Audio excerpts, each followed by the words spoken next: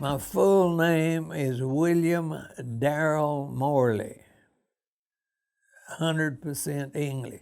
And I was born in Lavaca County, a little deal on the Navidad. Vienna was a little settlement about 8 miles east of Hallettsville in Lavaca County. When the World War I ended, I kept my daddy out of World War I. I was born January the 21st, 1919. There was no money, nobody had anything, and it took 40 years to get over World War I. World War II advanced us. In 5 years, it advanced us 40 years. When I was 8 years old, my daddy and mama separated. So I had 2 sisters. They stayed with mama, but I was sent to the country to help take care of grandma and grandpa. And I had to become a man at 8 years old. I had to start driving a car. Grandpa didn't drive. And I grew up with men, and I knew all the man stuff years before I needed to know it. So when I got into high school and everything, trying to date those little old silly teenage girls, I was used to women and stuff, because like I say, I knew it all because the men didn't know. They taught me all of it. So actually, like I say, there I wasn't a boy, and I wasn't a man, so where you are. I didn't get to be a little boy, and I got to be a man years before I needed to be. I went to school in a little one-room school. You could go to 7th grade, and then I had to go to Hallettsville to finish school in 1939. And I come to Victoria and fell in love with a girl and married in 1939, and living in Victoria. And I had all kinds of jobs because back then you were lucky to have a job. And at the time, I was working for Coca-Cola out at the air base in Victoria. And then rationing come along, tire rationing, sugar rationing, meat rationing, and some of us was fixing to lose our jobs. And the government had no storekeepers, no inspectors. And when Pearl Harbor happened, it was a joke. The government, we need 250 men immediately. We'll take you to San Antonio, train you, and you know where you're going. You'll be civil service attached to the Air Force. Y'all will go down to the Canal Zone. Everything, we got ships tied up down there, everything loaded, and nobody to move it or do anything with it. And if you'll volunteer, we will, for every year you're down there, we'll give you 2 years so you can retire in 10 years. But you'll be civil service civilian attached to the Air Force. Okay. So you deferred, you don't go in the service, we got you trained. And my age, me being in my 20s in charge of some of these people, and I'm one of these, if I can't give you more than 100%, or I might not be the best, but I want to be better than the rest. So down there in the Canal Zone, I had the highest rating and everything. All you have to do is treat people like you want to be treated. And they got to turning the outlaws over to me to work.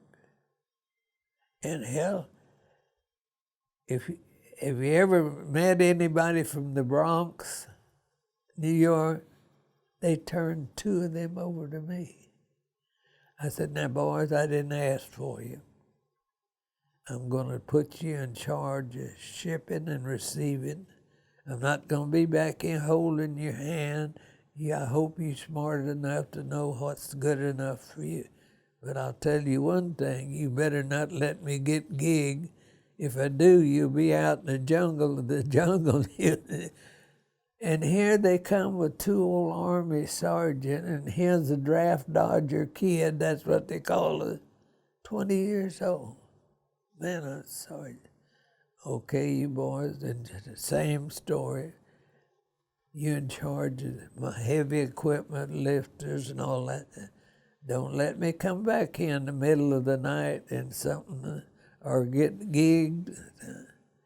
And then the natives in these other countries, they all understand, I got a bigger stick than you and I'll hit you with it. But I'm a lover, I ain't a fighter. So in my unit, the regular Panamanian, I picked out George, biggest, meanest, burly one, and made him foreman. Because nobody wanted to, they knew they'd have to come through George before they got to me. Like I say, I ain't a fighter, but nobody wanted to take on that. And down there they speak Spanish. And when they move, like they show respect or love in us, they all call me Morley Sita. And when they put the Sita with you're my buddy. And they took Morley Sita under there. And it's stuff like that, you know. And the old boys in Bronx, they were, I guess, the first time they ever been treated like human beings. And hell, they spotted us. Man, we had the highest rating you could have. So young and my brains hadn't developed, I guess. I want to come back to the States and fly airplanes. No, you're not coming back to the States. It would take 4 years to train a man to take your place, and one doggy in the service ain't gonna make it. The draft board can't tell me what I can do. So I turned in for a military furlough. Talked to one more buddy, hey, can you smuggle me back to the state? Oh yeah. A big old DC-3 sitting out there, one a day, leaves at 5 o'clock in the morning. Just go out there and sit down on it, buckle up, don't ask no questions. I did. 5 o'clock, I was on it. 5 o'clock that afternoon, I'm in Brownsville. I run out to Foster Field, pass the cadet exam. They waiting for the Air Force to get the papers, and they done got me registered for college. Draft board found out I'm back in the States. They showed me how unsmart I really was. They drafted me. Transportation Corps over in New Orleans. All at once, the Air Force said, no, you can't have him. We done got him in college. They come in, take me out to Transportation Corps, go to Biloxi, Mississippi, get halfway through the college, they close it, they don't need no more pilots. We got a man trained there and everything. All at once, the 3rd Air Force wants to move from MacDill Field in Florida to Lake Tahoe, Louisiana. We got a man storekeeper and inspector that can help you move. Okay, we'll attach you, but he's not assigned. So Colonel Manson was in charge. We were rolling along, and I went to Colonel Manson and told him, Colonel, I'm getting the chingly put to me. I'm getting screwed. He said, yeah, I know, but there ain't nothing I can do. I can't give you any rating, anything. You're not assigned to me. But I'm going to help you as much as I can. I'm going to let you live off the post, draw separate rations. And if you want to bring your young wife over here, she's got a job in the PX so you can live. That's as much as I can help. I said, well, that's okay. Hell, I ain't looking for rating. So I have me a Jeep and a whack driver and everything. And all at once, to be in charge of personal equipment, you have to finish packing parachutes, finish that school, okay. They didn't tell you nothing. You're just like being in prison. Just like when I was at Lake Charles, we need our man back. Overnight, you're gone. And there, I got a young wife over there, and they bought a trailer. There wasn't no place they bought a trailer. And I'm supposed to be back over there. Thank God I had friends, this old people that ran the trailer place, and took my young wife and put her on the bus, sent her back to Victoria. Yeah. You got to go to Montgomery, Alabama. They got a pressure chamber over there that it can simulate flight and deal. Anything over 5,000 feet, you got about enough oxygen to take your shoes off and put them back on. Other than that, you're not trusting your brain, because some of your pilots are not trusting. They're trying to fly upside down. And you'll do things on that pressure. And some of them, they'd get you up and you didn't know when you coming down. Some of them's ears wouldn't open. Some of them couldn't control their bladders. And only thing about it, we had this medical doctor. He had to have his training anybody in charge of all them other ones. So there's a bunch of. Now, if I'm getting too deep, tell me. So I'm going to be cute. Yeah, Morley, what's your question?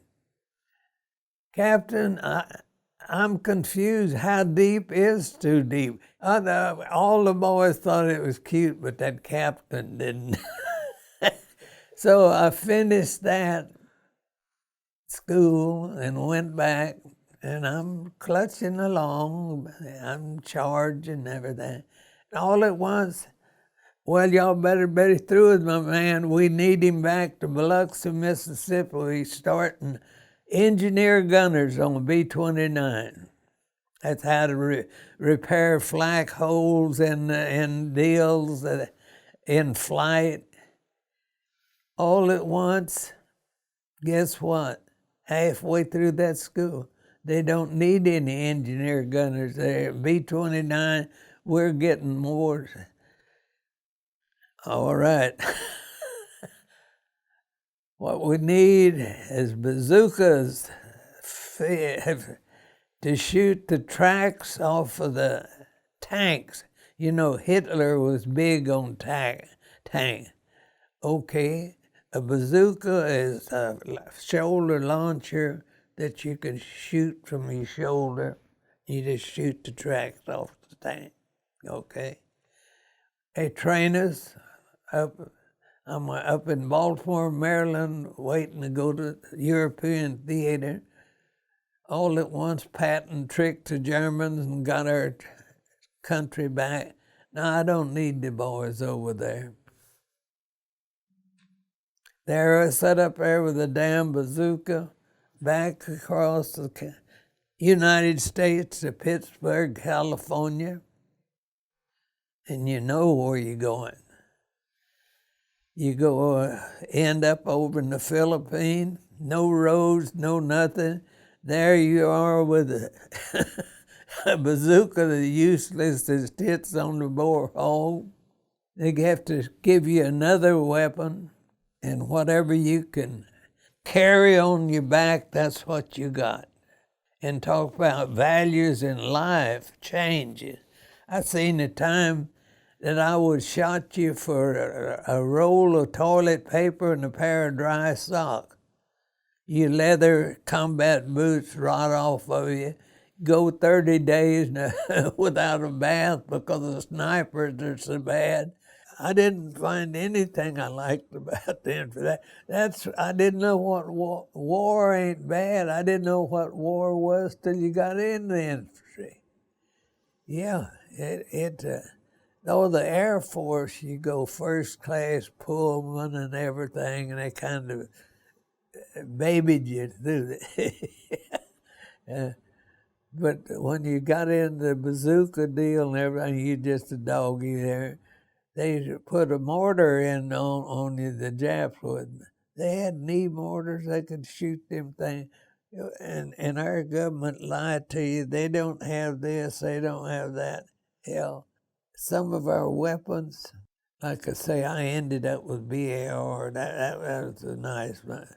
But a joke on me, a lot of time, our two Texas boys, they had automatic burp guns, I think 45 rounds. All they were interested in is spraying. And sometime when we went out to search out a deal, I'd let somebody have the BAR and I'd take a M1. That replaced the old Springfield. And you ain't supposed to shoot from your left shoulder, and I'm left-handed, because that clip will knock your... And Mindanao, you didn't have to know how to aim or anything because you shot from your hip anyway. And I had never fired a complete clip on the M1.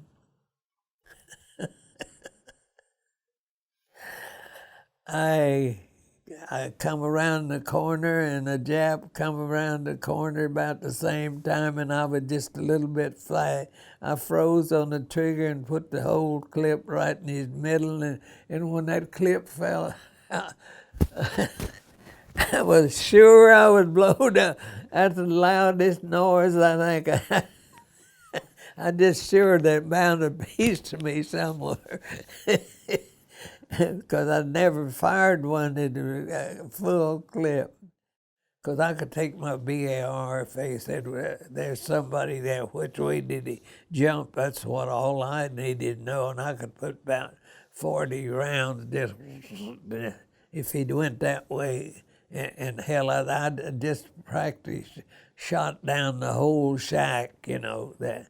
Or if there's noise, something up in that tree up there, well, just a minute, I'll get him. And like I say, actually, a lot of snipers, but a lot of civilians got caught in it. No, you didn't have time enough to think. You just asked yourself, what in the hell am I doing over in this mess? There's no roads, no nothing, so the Val Gulf there, and the Japs had set up big guns, shoot you out of the water. The Moros, half of Mindanao is theirs and half was the Japs. Well, the Moros, they hate everybody. They hated us a little bit less than the Jap. So I don't know how our officers got to the leader, whatever you call him. They go around naked and everything, yeah. But it said, if you won't invade our country, our part, we'll let you come up the river through there and round behind the Japs. They set up the big gun. So that was just about what Patton did to the Germans. The guns pointing that way. So we go around behind them. They're out there, hell, they can't turn them big guns around to shoot you. Ain't no telling how many GIs' lives they saved by doing that. You might say there was no fighting at all because we were behind them, but we had to go inland. It took 2 days of marching up through them banana groves and everything to get to where actually the fighting was, the snipers was. And they were, this is what'll never be told. They didn't say, you can't take prisoners, but if you're stupid enough to take a prisoner, you better have some food for them. See, we didn't have any food or anything. The sea rations had just come out. After that, we called it dog food, yeah. But anyway, and when we started pushing on out of these valleys, we'd come to these supply dumps, and you'd hear these little babies, screw worms in them, like animal, crying, dirty, stinky. You don't know how long they've been there. Hell, you couldn't even take care of yourself. What are you going to do? Then this is where some of the boys cracked up. I said, I'm not going to let it get to me, but I'm not going to let them little babies lay there and screw worms eat them up. So all you had to do, you put them in a blanket, take a hand grenade, pull the pin, and then run. Now, did we do right? All you can do is what you think is right at the deal. So you don't know whether you played God and took their life, and then you go on in, and you got people there that's wanting to surrender, and you can't take them. Now, that ain't war, that's murder. Yeah. And I wish I could have missed that part of it, but I did. But like I say, some of our boys cracked up. And then in my service, I missed sudden death for one day, twice. Show you how when you ain't supposed to die. Okay, in New Orleans, when the Air Force took me away from the transportation, the boys were going over to Slidell the next day, and I would have been right in the middle. The damn thing tipped over with a cover on it and drowned 19 of it. Missed it by one day. Okay, when they let us off over on Mindanao, I knew where our outfit I was supposed to be, but all I was wanting some trees behind it. So I got separated and ended up with the 19th. So I reported in. They said, well, we got some food in a cot. Just stay with us and let them hunt you. Hell with it. So I took them about a week to find me. It come up here, come a Jeep up to the beach, hunt me, and so I missed going up to there. So I went up with the next deal, and the day before we get up, a short round of more artillery dropped in right in the middle of the 21st and got. In fact, I took the guy's gun that it got a whole bunch of them there, yeah. And there again, if you don't know both sides of the story, show you people that can be in control, but they don't have any idea of the conditions. So I ended up with the Browning automatic, 29 pounds of gun, tripods, flash hiders, extra butt plate, and that's 20 rounds to a can, and you had 2 ammo barriers. So I'm going to be smart. I took the damn tripod out. You can't carry tripod through no road. Threw it away, butt plate, everything I could. When you're sick and everything, throw half your mess kit away just to lighten something. War's over with, we back waiting to be shipped out. Memorandum, anybody caught with an altered piece of government equipment, you will be court-martialed immediately. The next morning, that supply tent, it had stuff stacked on. I said, if they come to me, ask me what happened. I dropped the damn thing going over that last clip. Some of them we had to go on ropes down. I dropped the damn thing. So that give you the screw up. Like I say, me telling, it's so much stuff there, you could go on and on. But I got a cute thing to show you. You know, there was 100 kind of beers made during the war. So we sitting back on the beach there, trying to keep going crazy, wondering what we'd done. So we'd make up stuff. We took the beer labels and made a deal. Miss Pap so fair with a blue ribbon in her hair, sat in Busch-Anheuser, bohemian boy but chained, saw slits in her pants and went home pale Budweiser. And some of the boys could sing, and we did, you know.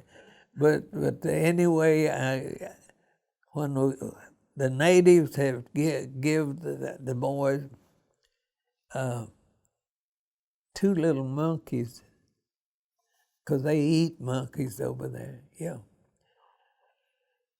Just like little pink babies. And we got attached to them. And then when they come up the last day, we're going to move. Y'all can't take your monkeys. Now, if you could add a video of that whole bunch, the whole Company Street there, who are all those crybabies? You mean those guys was in a war? Yeah, they in the fight. Because none of us held back. We was looking for an excuse to cry. All for no. When them natives come got our little monkeys and carrying them off, we knew they was going to eat them. I don't know why, because there was something that you can't supposed to be moving animals from one country to the other. Something else. Then all at once, the war is over with. Say, well, we got to move you anyway. Y'all going to be the first troops into Japan. And those snipers were so radical, if they could get killed, they got to go to heaven right off the bat. Something we never could figure out. The Japs could see at night, and I can't see nothing. So when you dig in, you stay in that foxhole. Now, this spotter wouldn't attack us, but he would spot where we was, so the next morning the snipers could they have put bandages over their eyes and all during the day, and then when night come, take the bandages out because their pupil would be wide open. I said, well, they done something, because everyone we shot didn't have no special glasses or things on but some way you could tell that, yeah. So we didn't know what to expect going into Japan, because we'll be dealing with the regular civilians. We went in Japan under full battle conditions, but I could have took my walker and went in. they lined up along the street and looked at us, and we looked at them, and with a week, they're some of our best buddies. We were welcome into their homes. We got to go from island to island to see regular civilians. They didn't want a war just like we did, but they didn't have any choice. So, okay. The point system come out. I sat down and figured out I got 8 more months to stay there. I'm going to enjoy myself. When I'm in your country, however you believe, that's the way I believe. I ain't going to try to change you because I can't guarantee you my ways is any better than yours. So I said, well, I'll just enjoy myself. All we could eat was their little oranges. They couldn't eat their vegetables because they used human waste for fertilizer. So we eating the little oranges, and we're going to town and mixing with the girls, and y'all know what a pro is every time you get a pair. So first thing you know, you get up in the morning, you take a short arm, and there was a dewdrop on the lily. Oh my God, I'm diseased up. Went in and told the sergeant, he said, maybe I better take. Would you be the same day 3 of us? We caught a boat and went over to the field hospital, and they got hell, they're done Uganda cocky germ. I guess you damn idiots quit eating food, living on them oranges, and taking them strong pros after every time. Y'all are pissing pure acid. No wonder you start eating something and do your screwing and just take 1 pro before you go back to the bed. And that's all it was. And Japan is a land of little people. The trains are too little, the houses are too little, the cars are too little. And when we first got to Japan, you couldn't get a Class A pass without your helmet liner because the door jams hit you right out of eyesight, stiff necks, skinned up heads. You ride one of their trains.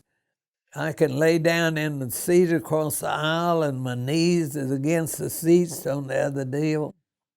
Like I said, in their houses, no furniture. Now, we talk about the big towns, they were more modern. So when you go up there, you have to take your pillow and your blanket because everything's too short. And they're bad. They don't have any bathrooms. Most islands have hot spring. Everybody goes down there and bathe. You just stretch out on the floor and sleep. And I thought, well, it's snowing out there and it's freezing. We'll freeze to death.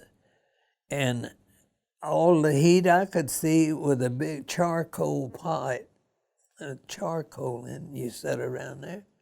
But the insulation and the inside, the partitions in the house, it looked like to me about a 2x2 real light wood with wax paper glued on both sides. So you got dead air space for insulation. And you can pull those partitions and make a 2-room house, bedroom, anything, just like you'd put a square out there, and you could move the partition. In the bathroom, would like you'd take a clothes closet and saw a square in the floor, and that was it. And the guy, we said, come by with the honey bucket every morning and clean that out and put it in a barrel. And the first thing we told the Jeep driver, boy, don't hit one of them honey buckets. You know, the Americans, we got to put on a show. Okay, so the 41st deal was composed of 16th, 21st, and the 19th. And we had to put on a test, what it was.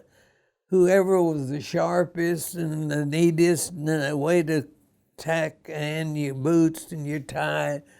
So we got a color company in the infantry is the one that gets to stay with headquarters outfit. It's a goof outfit.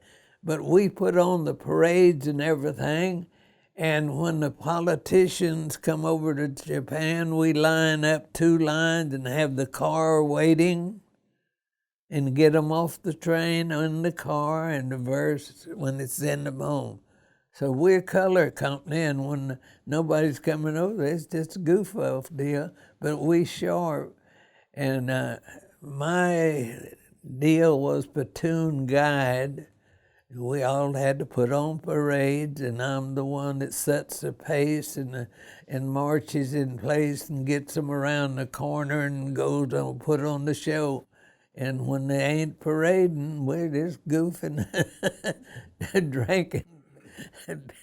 And all of them patches on there, each patch represents a different outfit I was in. Yeah, you'll see 2 different Air Forces, a 3rd Air Force, one of them, the Cloverleaf, I think that's the infantry patch. All I knew, I had 8 more months according to there. I went over to the field hospital. I had some bad teeth, had to file one off so I could close my mouth, which would last about 6 or 8 months. I wasn't. And they kept saying when I was over this'll hold you till you get home. Hell, I don't know what they're talking about.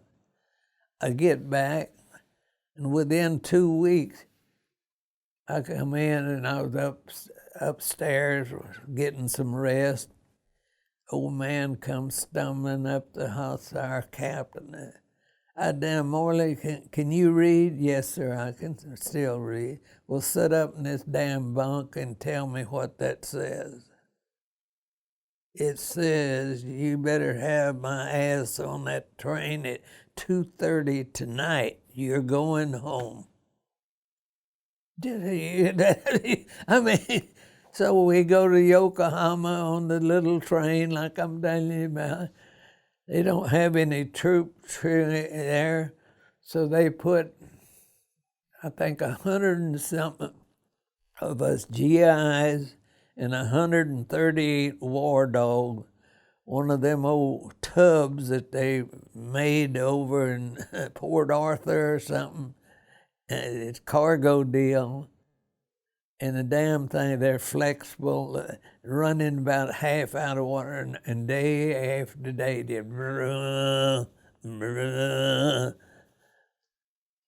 go to Seattle. So all the people in the States, they were glad to see the war dogs, and all y'all thought, well, they was glad to see the dogs. So that's about the way the boys got treated in Korea, too. I'm supposed to go back to Fort Sam and get out. 2 men before they get to me. That's it, Fort Sam, rest of you El Paso. Hell, I don't want out in El Paso. All at once, I'm a civilian in El Paso. And they really did us GIs injustice. Somebody should have sat down and talked to us. You ought to stay in there and keep your GI insurance. All they know, that little 18-year-old kid sitting there, if he could get you to, quicker he could get you to sign and go. That's all he knows. Get it signed and get them out of here. So in El Paso, and of course there hadn't been any cars or anything. Finally, 4 of us pooled their money and found an old guy with an old Studebaker. He said, oh yeah, it'll make it to San Antonio. So we probably give him $70 or something, because you don't make very much at $21 a month. See, because you're expendable when they put you in the infantry. There's no officers, nobody to look at. If I could have stayed the 8 months I was supposed to, then probably my ratings and things would have caught up me. But I come out as a corporal, which is a disgrace. But I got an entry combat badge, and you get $10 increased, and you pay when you go into combat. Yeah. So he went from $21 a month to $31 a month. And this is what people can't understand. We had people walking through the country that would do a day's work for a meal.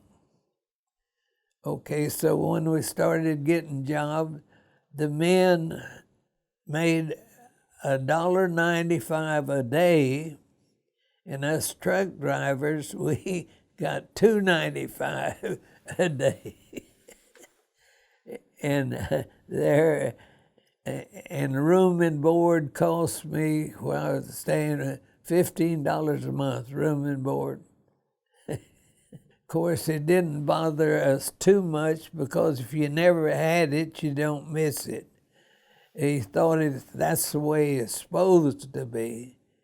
But when I got back from World War II, there was people had money, there was no shortage.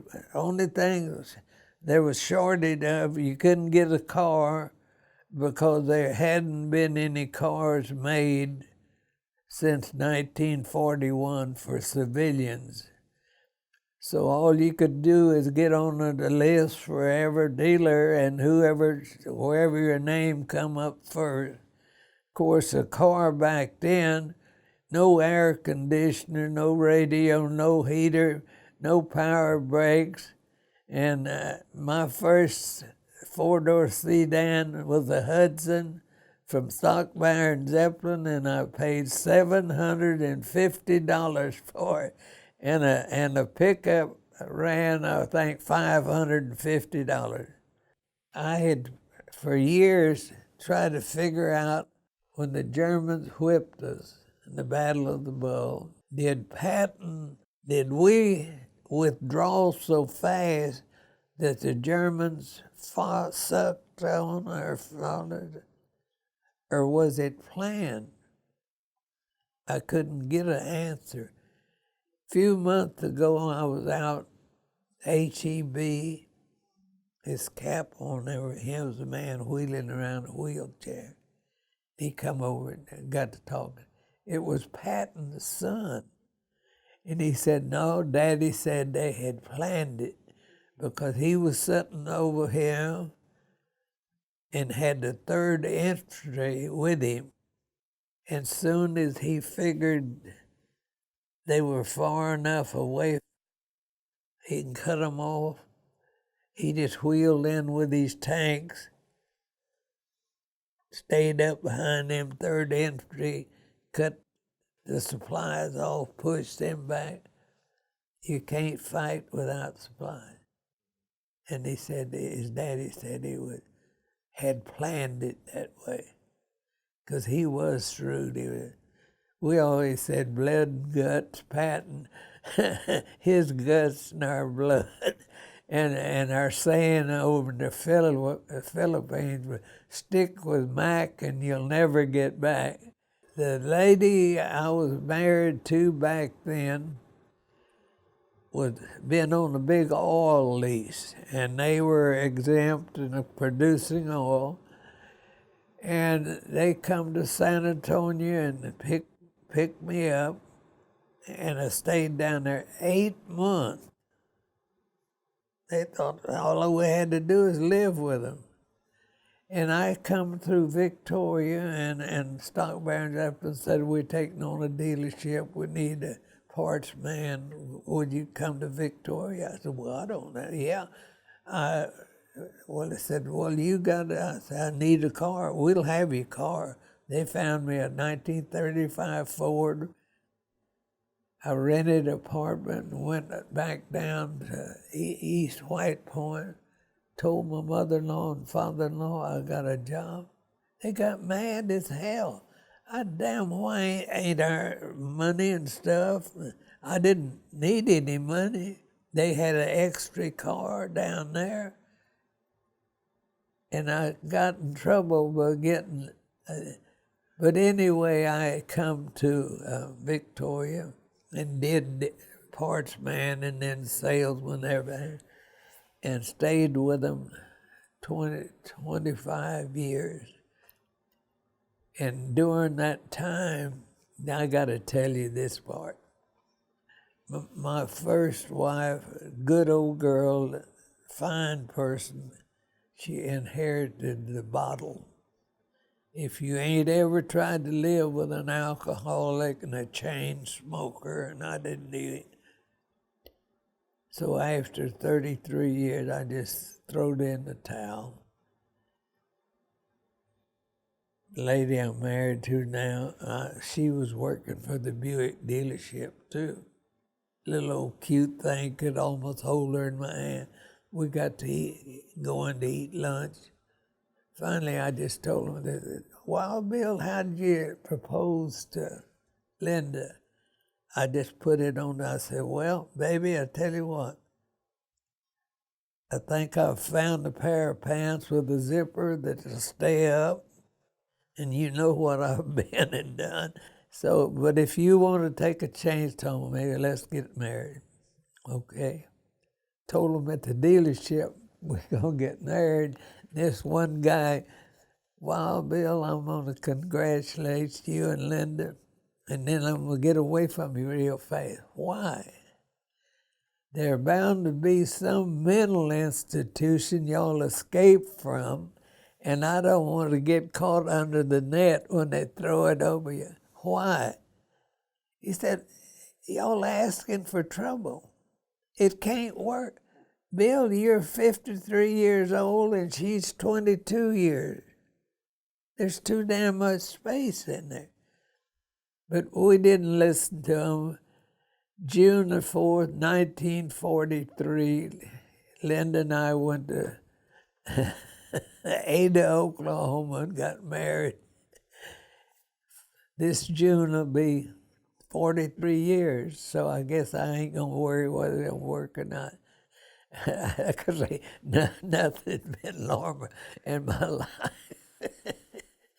I always wanted a motorcycle. I said, "Well, I've had 2 wives, and each one explained it, though I understood it." First wife, I went in and told her, "Okay, now you have a choice. You can either ride me or you can ride that motorcycle, but you can't ride both." So I never got to have my motorcycle. You know what choice I took. Anyway. That explains a lot about men, doesn't it? Yeah.